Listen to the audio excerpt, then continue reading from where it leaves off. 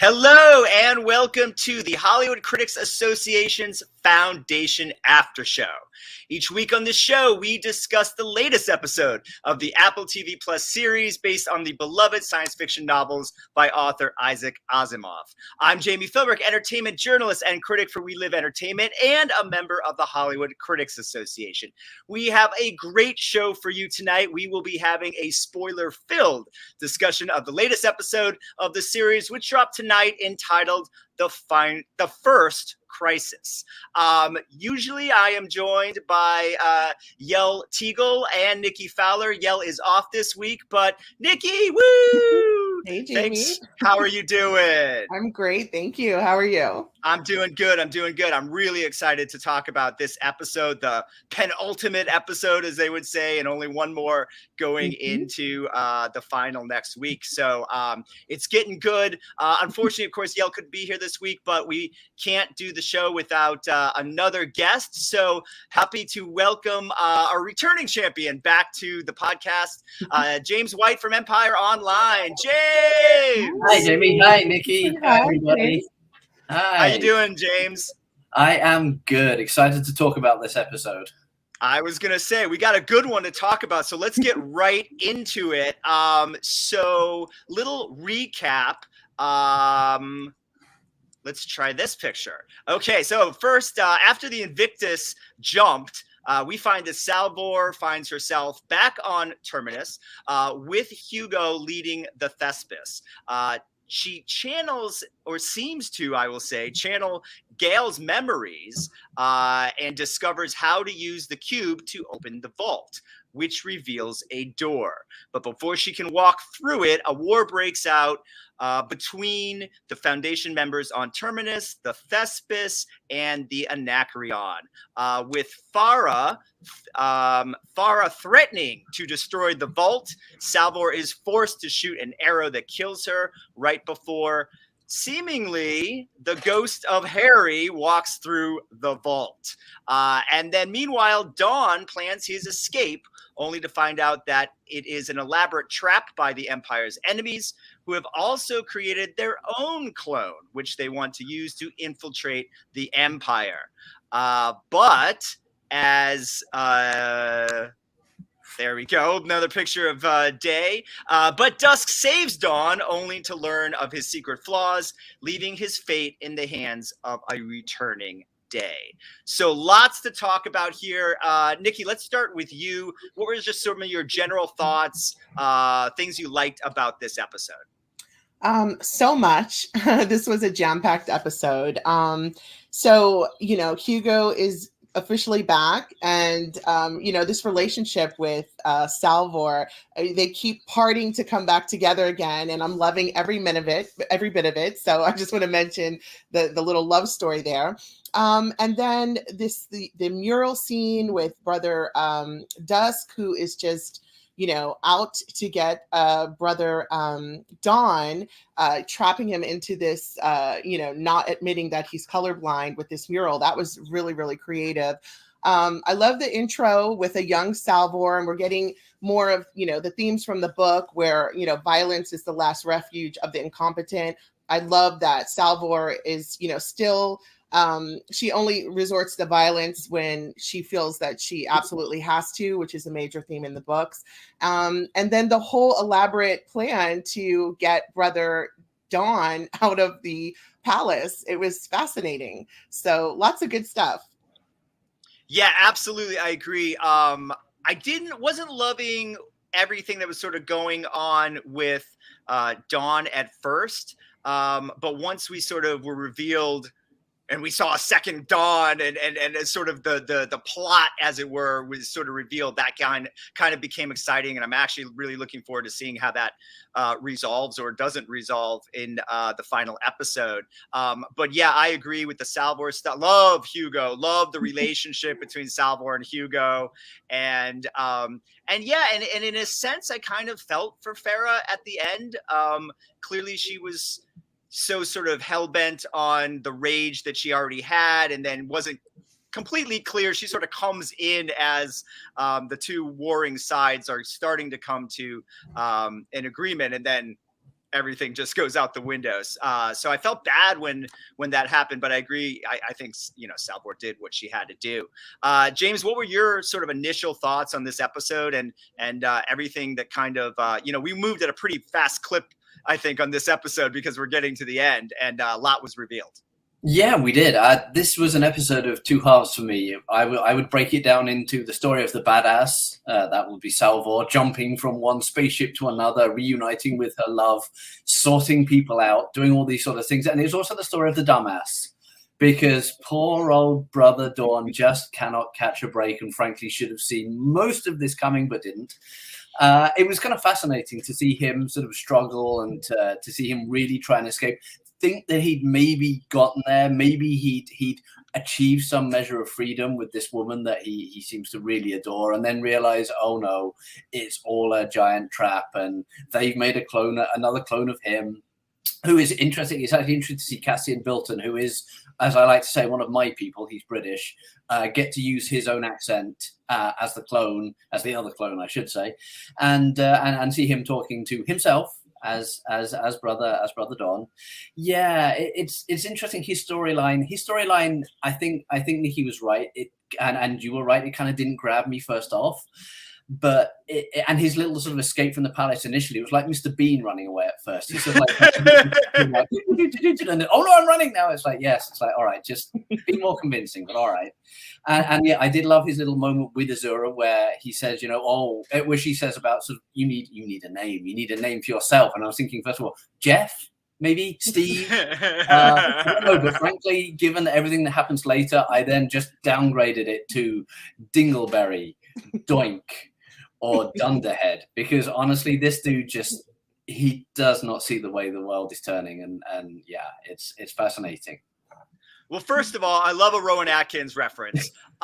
Secondly, I actually felt sympathy for him once the reveal happens that he's been betrayed, and it is a great scene when he's acting opposite himself. But let's dissect this a little bit, Nikki. I mean, I was shocked when there were two Dawns, and then to realize what I'll call it this rebellion is sort of have in store what they're trying to do.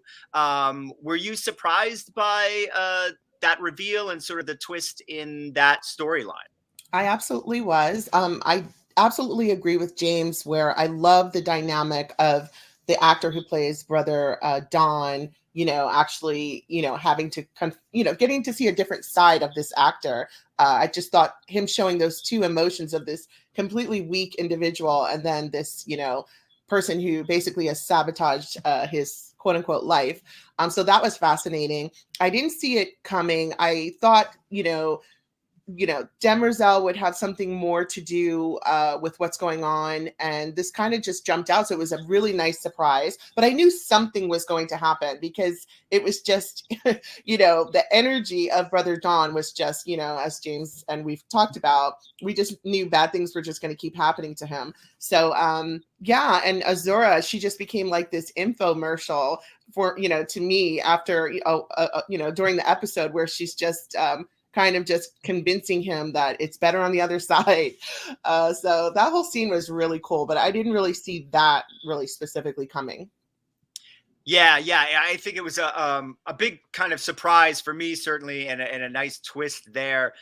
James, let me ask you, talk a little bit about sort of Dusk's role in all of this, because he really, depending on your point of view of what Dawn should have done, Dusk really does sort of save him in a sense in the end, although we don't know what he saved him for, and that we still need to find out. So talk a little bit about Dusk's role in all this. Well, yeah, he definitely does save him at the end, but I still don't think things are going to go Dawn's way in any way, shape, or form when they get back to the palace. Because the thing that really teed me off is in the artwork room where sort of Dusk brings him in and says, this is my life's work. I've been doing this. Here's a part of it where it's the end of the robot wars, and all I could think of is all that TV show where they used to make robots and like battle each other and everything like that. And it's like he was sad it got cancelled, so he made a painting about it. But it's also the idea that he knew about the colorblindness because he specifically painted the story of the hunt with extra birds, and Dawn could only see them when he was doing it, had his little sort of, his little electronic aids in to help him see them. So I think that was all set up really cleverly. I really liked the way that was set up. Dusk, as usual, kind of gave off kind of a creepy grandpa vibe. There's a whole like shoulder squeeze thing and everything like that. It's kind of like, oh, just, maybe go and have a word that's original. Don't be weird about this. But it was fascinating to see him sort of manipulate Dawn that way and to sort of reveal without needing to reveal that he's onto him.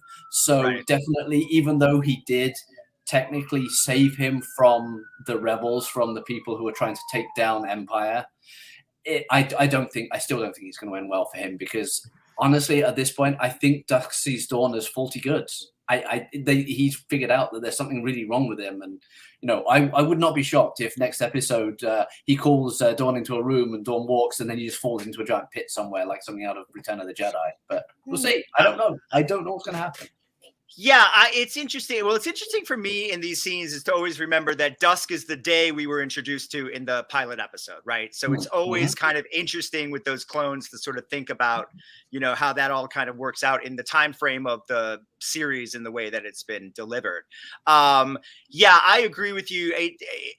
Just from watching already 9 episodes of the show and seeing how, the show kind of moves, its tone, the twists and stuff, like I got to imagine that the future is not bright for Dawn, especially now that Dusk has this information. But he did say at the end, it's up to Day. And we know that Day did go through this, transformative, walkabout, this journey. So, maybe, it would be an interesting, because I think we're expecting bad things to happen to Dawn. So it would be a good twist for the series to go in the other direction and maybe have, Day save Dawn, but turn on Dusk. I don't know. Nikki, what do you think about that idea? Yeah. I've been rooting for Day, and I don't know why. I've been rooting for this brother Day ever since he did the spiral. Like I said, I thought he would learn something, but he took out Zephyr Halima. So maybe he'll redeem himself. Yeah, I love this aspect of the Empire with these kinks, and it's so different from someone attacking them, the Anacreons and what have you. It's really cool just to see the breakdown from within. And here we are trying to guess whether this is, Demerzel or, if the clones are actually, well, we've seen brother Dawn turn or be kind of, or glitching out. But it'll be interesting to see if brother Day actually has a change of heart, if it's even possible. So I would love to see that. Yeah, I think it would be a good twist if they go in that direction, because it just seems sort of too obvious that things aren't going to work out the other way, but we'll see. Well, also let's get into and sort of unpack the war on Terminus and what sort of happened between leading up to Farah's death and the opening of the vault. James, what were sort of your thoughts on like that whole sequence and what Salvor had to do to protect everyone, taking out Farah and then the vault? Well, I really liked her storyline. I mean, not to say I didn't like Dawn's storyline too, but I like this for a different reason. I really liked how they showed her. They keep showing her as hyper competent. She absolutely knows. She doesn't panic when there's a situation. She reacts like a human being sometimes, but she doesn't panic. She knows she had to like jump from one spaceship to another. She managed to get the ship back down there. She managed to get back down to Terminus, and then she realizes that the null field, of course, has extended exponentially, and he's basically just knocked out everybody in almost on the planet, it seems like. But yeah, when everyone does start to wake up, when she realizes, she figures out the puzzle that Gold had worked out before, and she knows what she needs to do. It's fantastic because it shows her logically working everything out, and it's absolutely tying into that first scene when she's portrayed as a young woman, as a kid with Clark Peters' character, with her dad, and talking about, as Nikki said, violence is never the way, and it's her sort of figuring things out, trying to maintain a peace between these incredibly, sort of warring characters. And then here comes the Huntress. She's got a ship.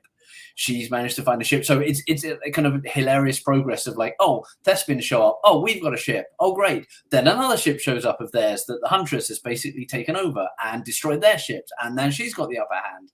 And then here comes the Vault, and it basically opens up like a giant Kinder Surprise. And here's Harry to sort of sort things out, or at least to explain why he's done all of this stuff, and even give Salvor more of a reason to sort of feel like, okay, we might actually be onto something here. She knows this is the crisis they were facing. She's essentially been the one to really try and sort it out. And then, boom, here comes Harry, looking like, I have to say, a bit like Doctor Who, sort of walking out, suddenly being like, okay, kids, I've got everything sorted. We'll be fine. But we'll see. Will they be fine? I don't know yet. I just don't know. Yeah.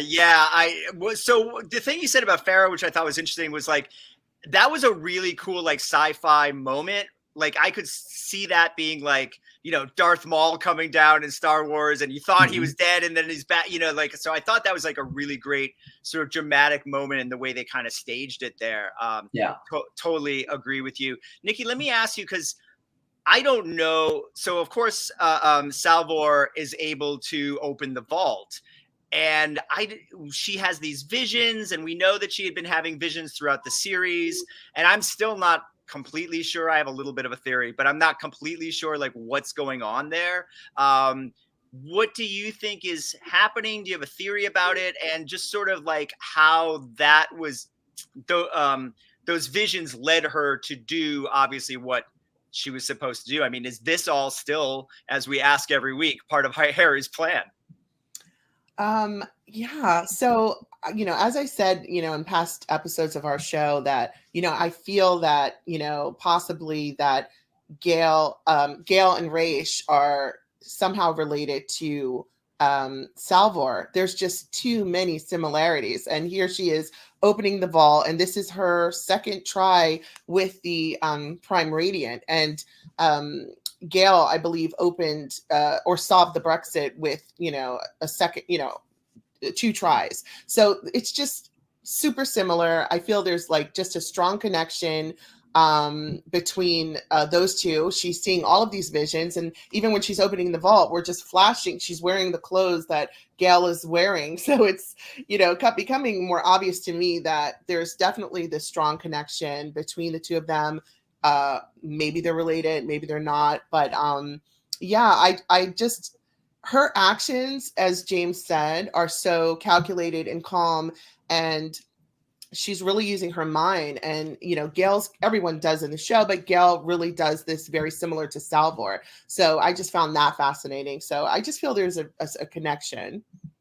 Yeah, I think you're definitely right. They actually showed scenes that we had seen of Gail earlier in the series, but now it's Salvor in her place, as you mentioned, wearing her clothes and, kind of in the same scene. So yeah, it feels to me like she's channeling her somehow, channeling her memories, like something.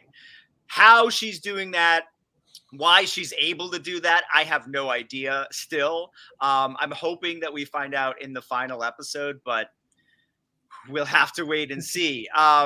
So James, you actually opened this up a little bit in what you were just saying. So I want to kind of follow up about sort of Harry's role in all of this. And, he kind of just walks out. I love your Doctor Who reference, walks out of the vault. And really the episode just sort of ends there with everyone. It's great sort of seeing these shots of everyone in shock. Because imagine seeing this guy who you thought died, decades ago, all of a sudden appear. Again, like, how is this possible? What do you think's happening here? Like, I'm assuming this is some sort of like Harry hologram vision kind of thing like we saw before. Or do you think we're going to find out that somehow his consciousness and his body were reborn in the vault? I mean, I think both are entirely possible. They have kind of established him as having recorded his consciousness into at least the projection system, the hologram projection system. So I have a feeling it's probably that, since they've talked about it so much and they haven't really made any references to people being able to, regenerate themselves. But the vault is an incredibly mysterious thing, so I don't know. It could have done something. This could be a whole new Harry if it has that kind of technology. I mean, people have been discussing. Even the characters were saying, is it a door? Maybe does it go somewhere? Maybe it's a link to the past. Maybe it's even time travel. I mean, again, not to quote Doctor Who, but it could be wibbly wobbly, timey wimey. But I don't know. I still don't know for certain. I can't quite figure it out. I have a feeling it's the projection system. I have a feeling this is a Harry hologram, a Harrygram, if you will. But I think it's so interactive and so able to do everything that he could that people might even just mistake it for just being him completely back. And I'll be fascinated to see what he says next week. I'll be fascinated to figure out what his actual game plan is, because this is absolutely something he has been setting up for a while. I do think that Salvor might eventually, like even next episode, have a point in saying, like, could you not have maybe cued us in on this a little bit earlier so we weren't just scrambling and people were dying? But that's history. Apparently that's psycho history, and things are going to happen the way they're going to happen, even if Harry's manipulating them. Yeah, and that's interesting too, because if they feel there's been this huge manipulation, then there could be a feeling of betrayal there too. So a lot that could sort of develop there. Also, I thought it was interesting what you said. Whether it's his plan or not. And I do agree, actually, that I think it is probably a hologram, because that's been set up in the series in previous episodes. But they could go either way. They could go with it's the real Harry, which would be interesting to see how that develops. Nikki, the episode is called The First Crisis, and we know that there are several crises in the novels. Do you think that season 2 would possibly be a second crisis, or is it possible that season 1 won't even get through the first, and that we'll be dealing with more of the crisis in the next season? I hope season 1 gives the answers to fans and doesn't leave them hanging for season 2. Because again, yes, like you said, there's multiple crises in the book. So I feel we'll get answers. I hope so. I really hope so. I was also, just thinking on what you were just talking about with Salvor opening the vault. If Yael had actually made it to Terminus, would she have been able to use the Prime Radiant to open the vault sooner? That's just something interesting to see how things would have gone. So it's really cool to see this alignment with Salvor finally being able to open it. But I think that, this crisis kind of started when the Anacreons showed up, and, I think we'll get answers, and I think season 2 will go into future crises. And with a show like this and what we've seen this season, I mean, we could have a big time jump between, the final episode this season and season 2. And, there could be all new characters. There could be we don't know what they might have in store for us. A lot of interesting stuff there. James, what are you hoping for going into this final episode? What are some of the answers that you would like, some of the questions you'd like answered, and what are some things that maybe you think are going to be left for season 2?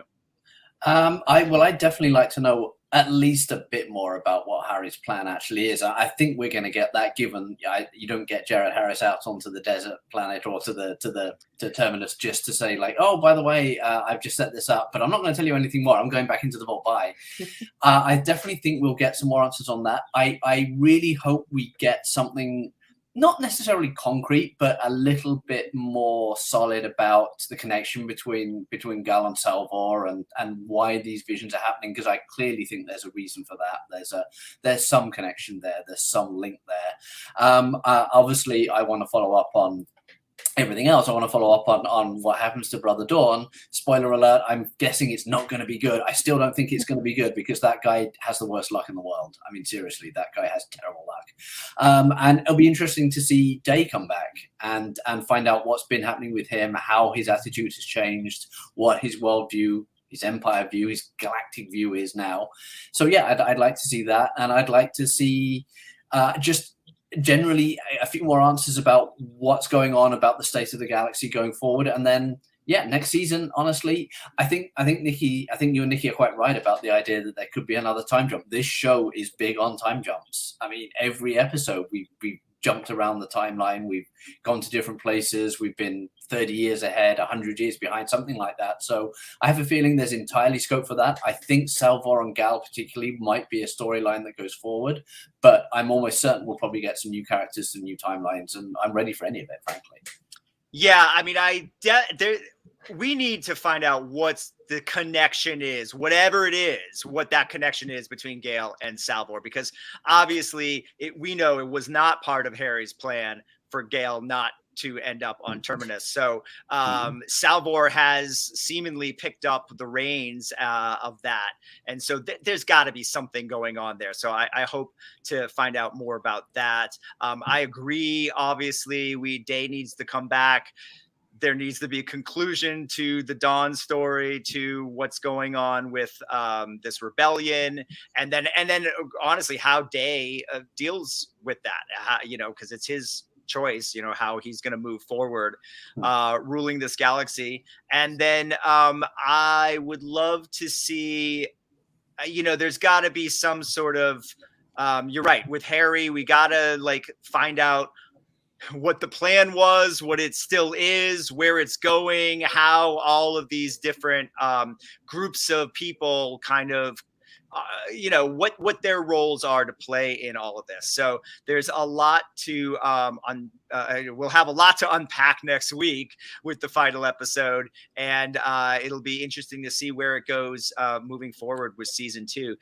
Nikki, is there anything that you're really looking forward to next week? I gotta know what's happening with this. Like you'll be upset if the first season ends without a conclusion to XYZ. Yes. I will be upset if I don't find out how Salvor is connected to at least Gale, but also Raish. And I also, the vault in the books, the vault opens after a crisis ends. So, I just remembered that. So basically, maybe we will get answers in the finale to, this crisis and what could be alluding to for season 2. I want to jump back to Demerzel. I'm still fascinated with her disloyalty, loyalty. I feel there's something major happening with her. So I definitely want to know. I don't know if we'll find out this season, but definitely intriguing. So those are my... That's a really good point about Desmerel, because I don't think we saw her a lot in this episode. If we saw her at all, I can't quite remember.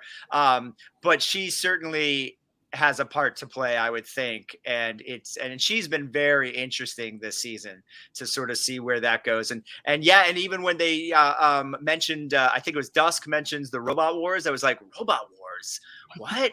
That she had to be involved in that somehow. I mean, that would be great. I don't know, prequel series, or if they at some point in later seasons will kind of shoot back and show that. But that, as a sci-fi nerd, anytime I hear Robot Wars, my ears perk up. I'm like, what? So yeah, a lot to unpack. And also interesting, Nikki, I just want to ask you again, sort of this idea you were talking about, or we were talking about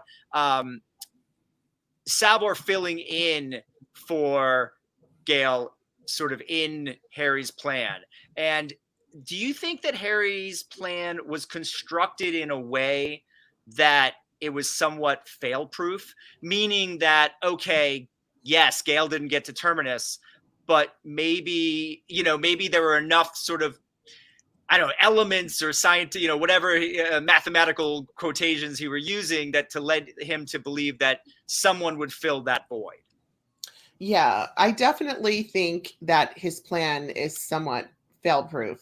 I think, he meticulously has this laid out, and, he's a manipulator. So as we've seen, he's telling people what they need to know, and, he's playing the chessboard. So, my mind likes to wander to see, what would have happened if Gale had arrived. It's so convenient that Salvor is there to take her place. What would they have done if she wasn't there? So it could be just part of his entire plan. Yeah, and you also mentioned Raish and hoping to get a little conclusion to his story. in this final episode coming up, I wouldn't hold my breath. I kind of feel like that's maybe a lost thread of storyline that could get picked up later down the road. But I feel like, unless somehow it's involved with the connection between Gale and Salvor, I feel like that's probably, not the most important thing that they need to sort of deal with. But I'd love to see him come back if he does. So that would, fingers crossed. Unfortunately, that's all the time we have. But we unpacked a lot in this episode. Let's thank James White for stepping in and pinch hitting for Yael this week. James, tell everyone where they can check out your stuff online. You can find me on Twitter at JamWhite. I'm also on Instagram at JamAWhite. And most of my work is still on EmpireOnline.com, which is the Empire Magazine website, where I do news, I do the odd review, I do some other bits and pieces. So yeah, that's where you can find me if you really want to. Awesome. And Nikki, we got through it. We only got one more episode to go. I'm so excited for next week. Until then, let everyone know where they can find you online. You can find me on social media anywhere at Nikki Fowler 28 or at Glitter Magazine, and sometimes here on the Hollywood Critics Association channel. Excellent. And you can find me at Instagram, Twitter, at Philbrick, Jami Philbrick, my name, on Facebook as well. And we just want to thank you for watching, and please make sure you hit that subscribe button, like this video, and tune in to the HCA's Foundation After Show every Friday at 12:01 Pacific Time, 3:01 a.m. Eastern Time. One episode left. Let's see how it all ends up next week, and we'll see you back here for another after show. Thanks. Bye.